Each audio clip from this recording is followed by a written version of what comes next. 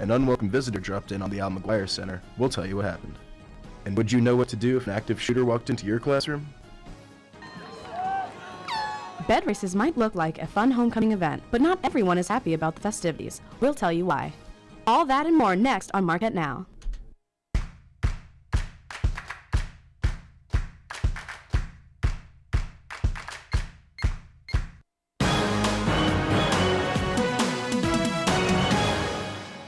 Good evening. I'm Casey DiNicola. And I'm Camille Paul. Our top story tonight, another active shooter situation, this time in Maryland. And on the heels of what happened in Las Vegas, is Marquette prepared? Maggie Glenn has our report. Dr. Joyce Wahlberg usually only has to focus on the education of her students. And the big curve. Lately, she's been concerned about their safety as well. You know, who wants to have to go through their life on a day-by-day basis thinking that, you know, today when I go to work, I could be confronted with an active shooter situation. The probability is low, but the reality is there. According to the Washington Post, 1 in 8 of the past 131 mass shootings in the U.S. have taken place in a school. No one can really say, oh, well, it could never happen at Marquette. In regards to training safety-wise, we went through vigorous fire drill trainings, went through a lot of sexual offender trainings, what to do with when you see stuff. There are no mandatory active shooter training sessions for students. MUPD Lieutenant Jill Weisensell recognizes the importance of these drills. We're so focused on fire drills. Well, when's the last time you heard of fire occurring on a college campus that was an actual real threat to a student? I mean, in the last decade, I can't think of one off the top of my head. I can, in the last decade, however, think of school shooting situations. While MUPD might be prepared for the situation, students may not know how to react. Students would probably be scared and not know what to do, including myself. Marquette faculty were offered an optional training session over a year ago. I remember being in the room. I forgot I forgot most of what we learned, and so it would be helpful to me for us to do something like that again. It would be certainly just as important as us knowing what to do about sexual harassment, academic integrity, and all of the other things that we need to know about. In Milwaukee, I'm Maggie Glenn, Marquette Wire News. Next week on Marquette Now, we'll show you the FBI protocol for what to do if you find yourself in an active shooter situation. The Marquette University Police Department is receiving national recognition. The department ranks 4th in outstanding accomplishments in student and campus safety. The rankings were released at the National Campus Safety Summit. Marquette's IT department wants you to stop, think, and then connect. October is National Cybersecurity Awareness Month, and the IT department is trying to get students to upgrade their computer security software. They're giving away free koozies that say stop, think, connect to all those who stop at the IT Services Help Desk and show that they have upgraded. The Help Desk is located on the 2nd floor of Cudahy Hall. An SUV veers across the sidewalk, smashing into the Al McGuire Center, narrowly missing a pedestrian. And it could have been much worse. John Steppe reports. At the Al McGuire Center Tuesday, there was a new visitor. After a driver lost control of their vehicle, they met Al McGuire, or his statue, face to face. With glass everywhere, the building was anything but ready for a slew of games this weekend. A volleyball game Friday, another volleyball game Saturday, and a basketball scrimmage Sunday benefiting hurricane relief.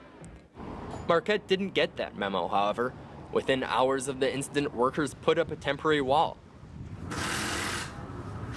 They moved the entrance half block north, and business continued like nothing ever happened. Yeah, you can see, I mean, we're in pretty good shape, and that's a testament to our campus community. I mean, we have such good partners across campus, whether it's facilities maintenance and planning, or ITS, or certainly our Marquette Police Department was on the scene immediately. With the help of a few minor adjustments, all 3 of those games are still scheduled. Caused some inconvenience from a ticket purchasing standpoint for the short term, but we're glad to at least have some lobby access back for our student athletes as well as they use the building so much. Broker considers himself a bit lucky that nothing worse happened. Of all the people that could have been there, only 1 suffered a minor injury. So our first concern at that point was anybody hurt, and we are so very fortunate in that respect. And those plywood walls aren't dampening Marquette's spirits. Outside of this, you wouldn't believe anything happened. Reporting from Milwaukee, I'm John Steppe, Marquette Wire News.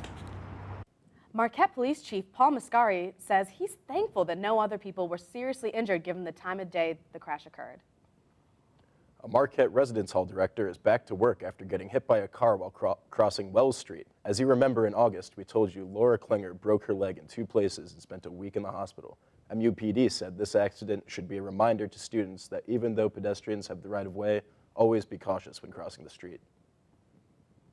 Marquette brought back homecoming last year with hopes of bringing the campus together. But some students say homecoming didn't welcome everyone. Phil Pinarski has the story. Sporting events around campus are full of cheers with the phrase, "We are Marquette." And Homecoming 2017 was supposed to be a reminder of that sense of unity. But most students of color did not feel like cheering during that week. Hi, how are you doing? Hey. Good. Junior Taja Lynch says she, as well as many other students, did not welcome the arrival of Fits in the Tantrums as their homecoming concert. When you ask a person of color who that is, it's more than likely they're going to say, I don't know. Happy Friday, everyone. Thank you for tuning in to The Real 2.0. Deidre Hassan, the Black Student Council's social media coordinator, All right, just like many other students, is involved in extracurriculars. She hosts a radio show, but unlike other students, she did not feel welcomed at homecoming. Me personally, as a person of color, I feel like homecoming as a whole has been, like, it hasn't felt inclusive to everyone. I feel like the homecoming board was diverse, but maybe their voices wasn't heard in terms of some of the suggestions. I feel like they don't care because it's like we made our decision, so now you're going to have to just deal with whoever is coming, and we're going to give you an interfaith prayer circle. You can go pray while everybody else goes to the concert. I was happy that Black Student Council and NAACP hosted events. We had a study night on Wednesday, but then we also had a movie night on Friday, roller skating and volunteering Saturday, and then we had a powder puff game on Sunday. We just wanted to do something to make those who weren't felt represented a part of the Marquette community as well. In Milwaukee, I'm Phil Pinarski, Marquette Wire News. Members of the homecoming committee did not respond to this claim of exclusion. So, how have you felt about the weather lately? You know, I think it's been unseasonably warm. Yeah, but I like it. You know, I'm hoping that it continues right into Halloween and then all the way through to Thanksgiving break. So when I go home, it's nice. Yeah, fingers crossed. But I want to hear more information about this nice weather from Jack Ryan. What's going on, Jack? Camille and Casey, it does look like we do have some unseasonably warm weather here in October, but with tonight being 64 degrees and cloudy with winds being around 16 miles an hour. And then tomorrow we will have a weather of sunny and 68 degrees with winds 5 miles an hour, so pretty unseasonably warm for late October. And then in the rest of Wisconsin, just to the west of us in Madison, it's a little colder actually, with it only being around 52 degrees tomorrow. Just to the north in Wausau, it's going to be around 46 degrees. And then to the exact north of us in Green Bay, it's going to be around 49 degrees. And then in Eau Claire, it's going to be around 56 degrees. So Marquette is experiencing unseasonably warm weather here in late October. And then coming up for the next 5 days, tomorrow, it looks like we will have a high of 69 degrees with sunny weather. And then on Friday, it looks like we will have 76 degrees with partly cloudy and partly raining the following day. And coming into the weekend, it looks like it will be 70 degrees and partly cloudy. And then at the end of fall break, when students are coming back to the university, it looks like they will be experiencing rain and 64 degrees. And then with the start of the week on Monday, after fall break, when students are back on campus, they can expect still unseasonably warm weather with 65 degrees and partly cloudy. Camille and Casey, back to you. Thanks, Jack. It's the largest donation of its kind to Marquette. We'll tell you all about it when we come back. Exhale, drop the heels, take a forward fold, reaching forward and down. Plus, we'll show you a way that you can recover from the stress of midterms when Marquette Now continues.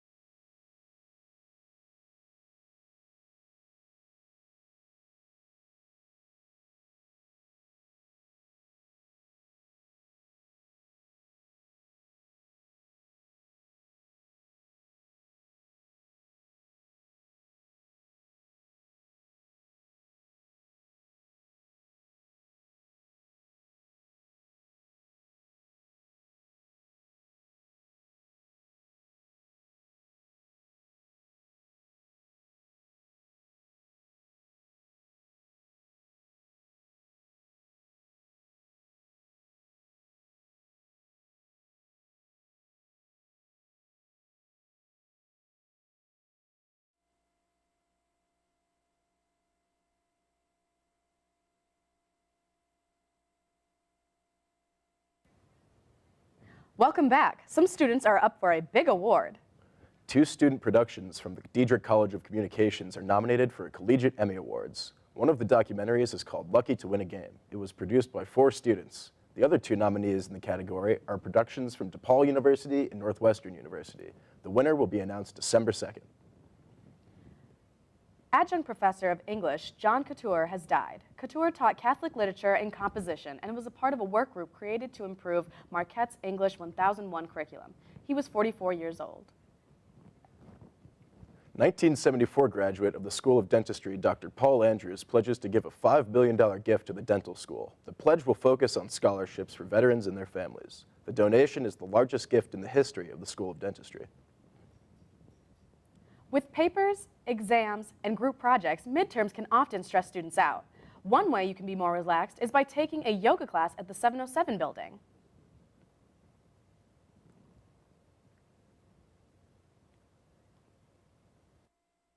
An unwelcome visitor dropped in. School can make it hard to feel calm and relaxed. Exhale, drop the heels, take a forward fold, reaching forward and down. But Ryan Wunderlich keeps students grounded. So I've been teaching at Marquette for a little over a year. I taught last fall, and then I studied abroad in the spring, and then I taught again this fall. I got into yoga probably like 6 or 7 years ago. It was a really, really good outlet for me for kind of my stress, a really good workout I found for the classes I was going to. And then I decided to become a teacher just as a way to kind of build my own confidence, to grow in my own practice. While most instructors learn from local gym classes, Ryan decided to take a different way. I am a 200-hour registered yoga teacher, which means I've completed 200 hours of classroom time. And usually that can be drawn out over, if you do it locally in Milwaukee. I wanted to be really submersed into it because I feel like I would get more out of it. And so that's why I wanted to go abroad to do it. So I went to Lakshmi School for Rising Yoga Teachers. It was through a program of the Sanctuary at Two Rivers, which was in Cabuya, Costa Rica. I think that there's something for everyone in yoga, in my opinion, just because you can moderate it to your own. There's no set thing that you need to do in it. So I think that, to come try it and to just take it as your own, to do the things that you like in it, and to create your own mindset during it. Straightening the arms, lifting the chest and the chin. My favorite part is creating the playlists. Just the control over being like, this is the mood it's going to be, these are the songs that go with that, because I feel like, half of the class is just that background music that can make it or break it, in my opinion. And so, I always get worried, if I fumble a word or if I, forget to do a pose on one side versus the other, I'm like, at least there's a good song playing, and like, hopefully that distracts them. And it always just kind of makes me happy, because that's another passion I have, is music. So to be able to share that with people while I'm sharing yoga with them is kind of a really good double whammy. In Milwaukee, I'm Tyler Durrett, Marquette Wire. Exhale, left forearm, left thigh, right hand up overhead. There are yoga classes available on Mondays at 5:45 and 6:45. When we return, Grace Terry has your Marquette Sports Report. And stay tuned for another edition of Down to the Wire with Amelia Jones, right here on Marquette Now.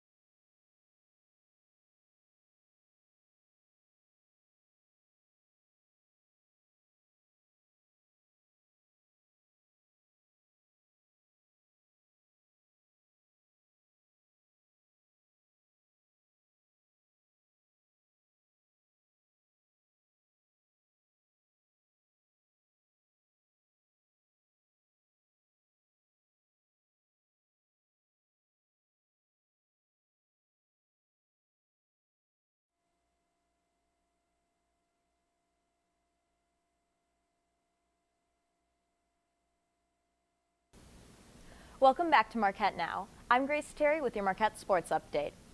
Midterm week not only means fall break is right around the corner, but it also means it's our mid-season review. Let's start with the Marquette volleyball team. Is this the best team of Coach Tice's career at Marquette? Here's Andrew Goldstein with the report. Volleyball's 7-0 conference start has been a team effort, according to head coach Ryan Tice, and here's a perfect example of that.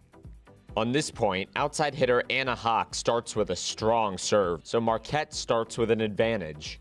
But Providence outside hitter Megan Onyundo erases that advantage. She hits a ball that's somehow high enough to clear this double block, but low enough to still be in bounds. Now look at libero Martha Konovadoff. She doesn't expect that this is going to be in. The ball is more than halfway to her before she even starts to move. She does this. All the attention this year has been on Jenna Rosenthal and Allie Barber, and for good reason, but Konovadoff's back row play has been every bit as important as either of them. Speaking of Rosenthal, she does a great job here, not allowing the setter to rescue this ball while also making sure her hands stay on Marquette's side of the net. The exchange ends with a Rosenthal kill, but multiple players contributed to make that happen. I'm Andrew Goldstein, Marquette Wire Sports. The Marquette volleyball team was ranked number 1 in the Big East, but their 8-game win streak came to an end this past weekend against Villanova. However, the team was able to end the weekend on a high note by defeating Georgetown on Sunday. Let's check out our mid-season review for women's soccer team. Is the Big East playoff still a possibility? MU Wire Sports tells us.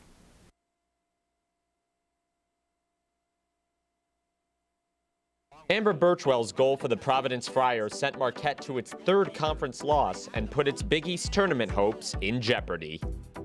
This play really began when left back Emily Hess attacked Providence's flank. Now, she's an aggressive player. She's going way further up the field than a back normally would, but you can see that she's got a lot of open space ahead of her, so that's not necessarily a bad thing. The trouble comes when Hess doesn't anticipate this double team, and as a result, she gets the ball taken away from her. From there, midfielder Riley Bouguet marks the wrong person for just a second and can't quite get a foot to the linking pass between the back line and the midfielder. The backs maintain good width, keeping Amber Birchwell away from the middle of the pitch, but they get caught ball watching just a shade too long. As a result, Providence's Teresa Durkee lobs a wonderful pass to Birchwell, and there's nothing goalkeeper Maddie Henry can do to stop the ensuing shot. Marquette played pretty solid soccer against the Friars, but a string of small, momentary lapses have them trailing in the conference standings.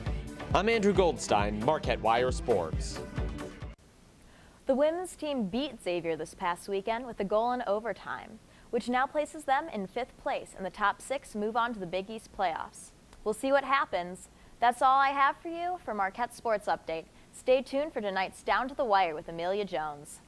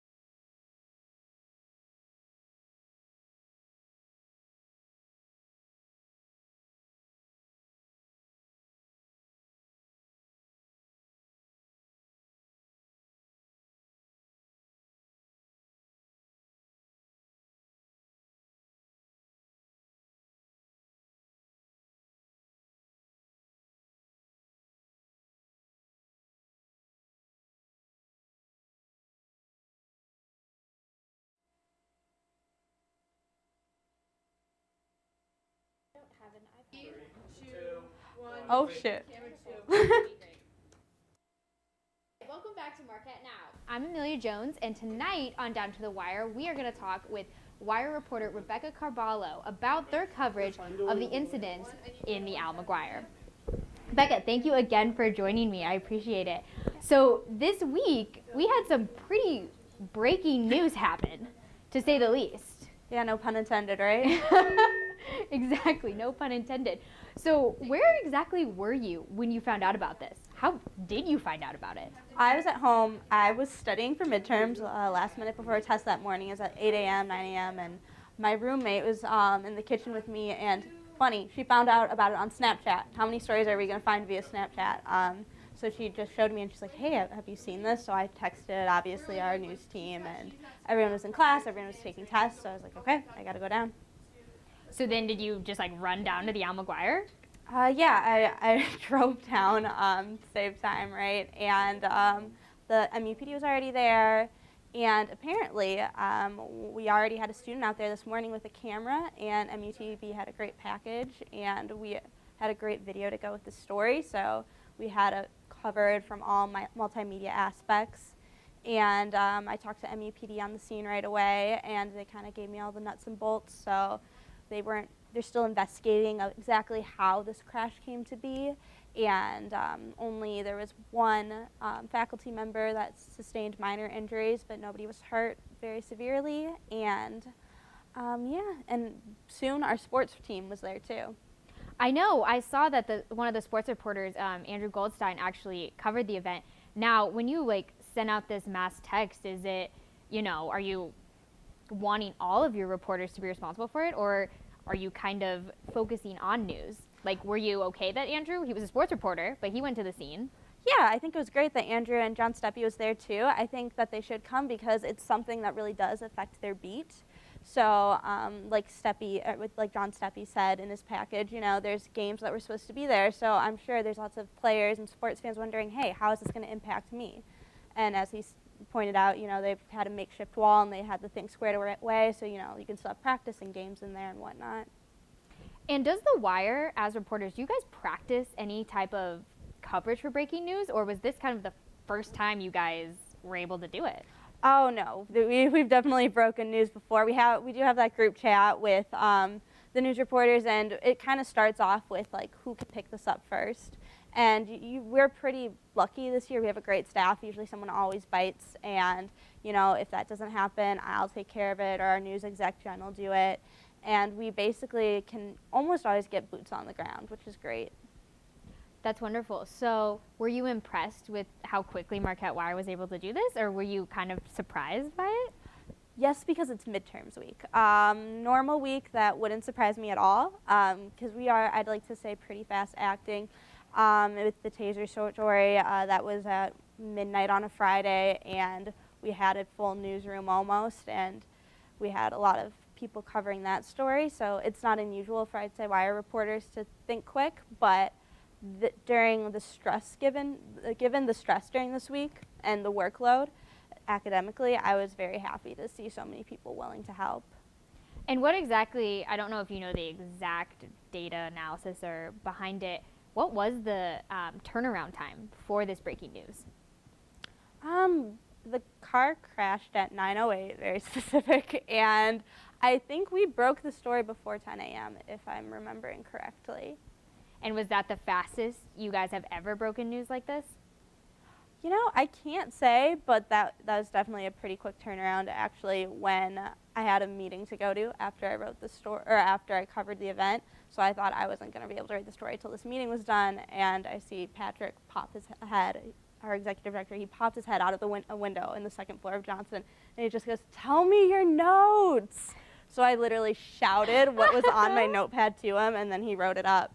So like I said, it was definitely a joint effort, and we had photos from so many reporters who had outside sources. I took one, and everyone was contributing, and it was great. So how do you think, like you said that you found out about it on Snapchat, do you think that people, after the Wire story broke, could you see how many page views you were getting, how people were getting their information from the Wire instead of just hearsay from their friends? We haven't looked into data analytics of it yet, but that's definitely something we're going to try to look at, because I think there's so many different ways you can utilize social media now. It's not just, at first Facebook was the big news source, source where people got social media, where people got their news. Then, you know, now people are looking to Twitter, and I don't know, it's now like the younger generation starting to look at Snapchat, so is that a medium we should be looking at more? And I know MUTV is actually starting to, you know, kind of test those waters, and Marquette Wire Sports has a Snapchat, so that's definitely something we should probably experiment with a little. Awesome. And so are you going to would you look at hiring social media, like social media directors or social media specific reporters, or would you expect your Wire reporters to be well-rounded and do it? We do have a social media director who runs our newsletter, and our reporters do have a lot of social media intelligence, which is helpful. Awesome. Well, great coverage on the accident. Thank you for getting it out to campus. And that is all we have time for tonight on Marquette Wire. Thank you for joining us, and we will see you next week on Marquette Now. Have a great fall break, Marquette.